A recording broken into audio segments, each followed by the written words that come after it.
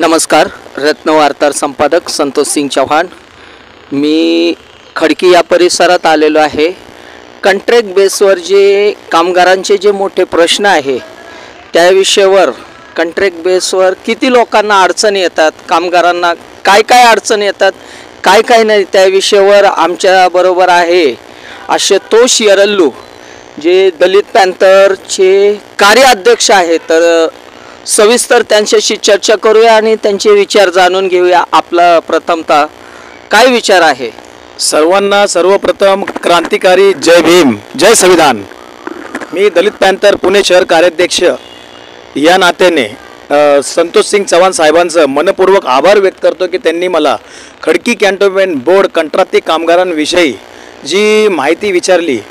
तर आज आपण पाहतो की कर्मचारी वर्गांना खूप त्रास सहन करावा लागतो, कारण की कर्मचारी आणि ते पण कंत्राटी कामगार पद्धतमध्ये आमच्या निदर्शनामध्ये असं आलेलं आहे की कामगारांकडनं जी मिळालेली माहिती आहे त्या माहितीच्या अनुषंगाने असं कळत आहे की त्यांना वेळेवरती वेतन न मिळणे, त्यांच्या सुट्टी जे ते सुट्टी घेतात ते दाखवणे सुट्टी, परंतु त्याच्यावरचे व्यतिरिक्त पण पैसे अधिकारी आणि कॉन्ट्रॅक्टर खातो आणि दाखवायला 50 माणसाची भरती दाखवतात, पण वस्तुस्थिती अशी आहे की 40 लोक काम करतात आणि पगार वरनं अधिकारी सँक्शन 50 लोकांचा करतो.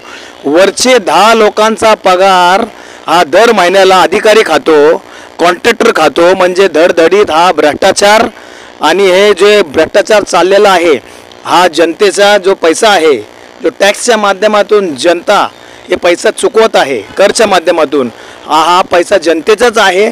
जे असे प्रकारे हे लोक धडधडीत भ्रष्टाचाराच्या माध्यमातून घेतात आणि जनता बिचारी त्रस्त आहे.